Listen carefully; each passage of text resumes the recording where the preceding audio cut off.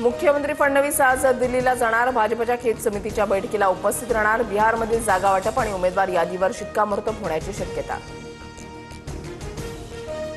स्वबळावर की युतीमध्ये लढायचं, जिल्हा पातळीवर निर्णय घ्या। बैठकीमध्ये मुख्यमंत्री फडणवीसांचे आदेश। स्वतंत्र लढलो तरी मित्रपक्षावर टोकाची टीका न करण्याच्याही सूचना।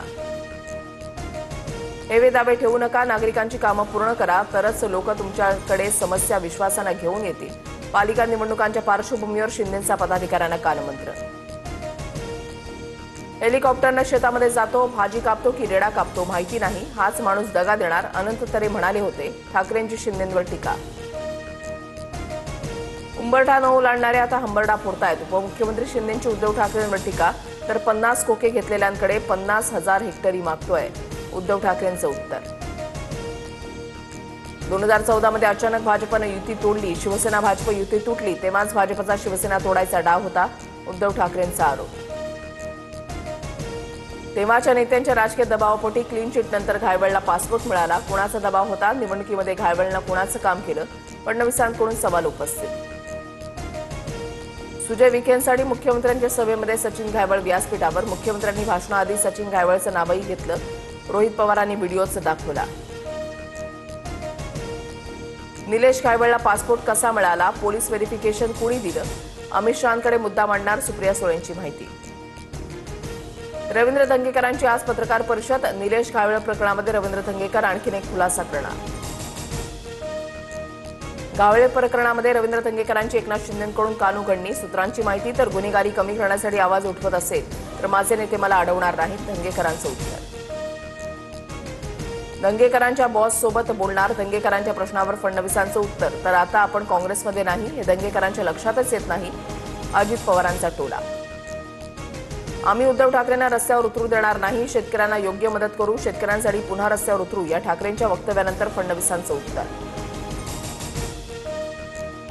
मी मुख्यमंत्री असतो तर शेतकरी कर्जमाफीसाठी योग्य वेळेची वाट बघितली नसती। नरेगातून जाहीर केलेल्या 3 लाखांपैकी 1 लाखाची मदत दिवाळी आधी द्या, उद्धव ठाकरेंची मागणी। मोर्चामध्ये आपल्यासोबत मनसे असल्याचा अभिमान, घरातलं शत्रुत्व बंद, आता आपल्या मुळावर जो आलाय त्याला उखडून फेका, उद्धव ठाकरेंचं विधान। धर्मगुरूंनी घराघरामध्ये प्रचार केला म्हणून फडणवीस सत्तेत, राजसत्ता पलटवायला आम्हाला वेळ लागणार नाही, जैन धर्मगुरू धर्मानंद महाराजांचा इशारा। दिवाळीची खरेदी फक्त हिंदूंकडूनच करा, करमाळ्याच्या सभेत आमदार संग्राम जगतापांचं वक्तव्य। तर जगतापांची भूमिका पक्षाच्या विचारधारेशी विसंगत, नोटीस पाठवणार, अजित पवारांकडून स्पष्ट।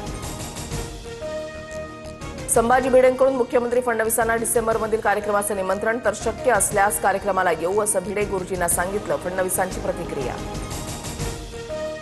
मोजणीचा अर्ज मिळाल्यानंतर 30 दिवसामध्ये मोजणी होणार, राज्यामध्ये खासगी भूमापक येणार, चंद्रशेखर बावनकुळेंची ऐतिहासिक घोषणा। पश्चिम आणि हार्बर रेल्वेवर मेगा ब्लॉक, तर सीएसएमटी ते कल्याण दरम्यान मेन लाईनवर कोणताही मेगा ब्लॉक नसणार, हार्बर मार्गावर कुर्ला ते वाशी प्रवास रखडणार।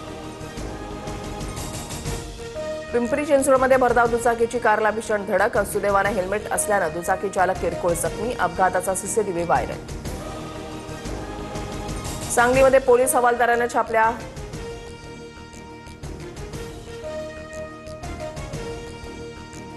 सांगलीमध्ये पोलीस हवालदारानं छापल्या 1 कोटीच्या बनावट नोटा, पोलीस हवालदारासह 5 जणांना अटक, 1,11,00,000च्या बनावट नोटांचा साठा जप्त।